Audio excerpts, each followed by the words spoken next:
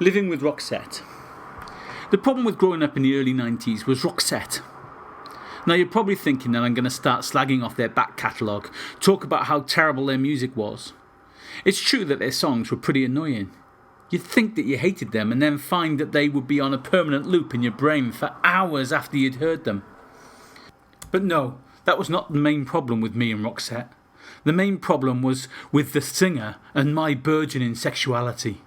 I was 14 in 1990 when Must Have Been Love hit the charts. Over the next 3 years, Roxette were everywhere. TV, radio, magazines, billboards. And there was always that question in my mind. Did I fancy the singer?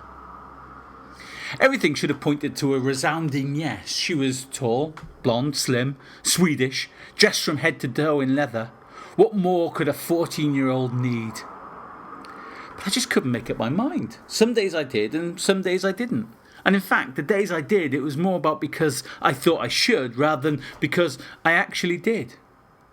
It's caused a huge amount of turmoil in the young me. It's a strange time, 14. You're basically discovering yourself. And I've been busy discovering myself with Kylie, Julia Roberts, Wendy James, Amy Scales from the year above, and of course Lisa Towers, who I sat next to in maths and who I secretly fancied the arse off. I guess I was a typical 14-year-old. I fancied everything. But now the woman from Roxette threw a spanner in the works. I knew about homosexuality back then, but I didn't understand it. There was I, watching the video for Fading Like a Flower, seeing this woman who should have ticked all the boxes, and feeling very confused. Why didn't I fancy her? Did this mean I was gay? There must have been about 3 months of my life where I seriously searched my soul and questioned my sexuality. Every time I heard a Roxette track, there was an elephant in the room, as those same questions would flood my mind. I pored over the photographs, staring at her for hours. Why didn't I fancy her? I even started staring at Pers.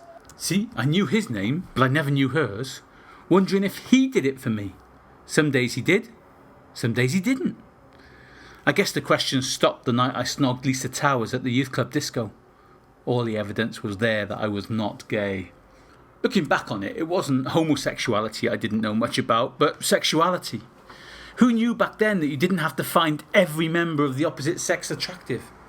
Who knew that being gay was about more than not fancying all women? And whenever I hear a Roxette track on the radio now, I smile to myself as I turn it off, quietly thinking about the confusion they caused to the 14-year-old me.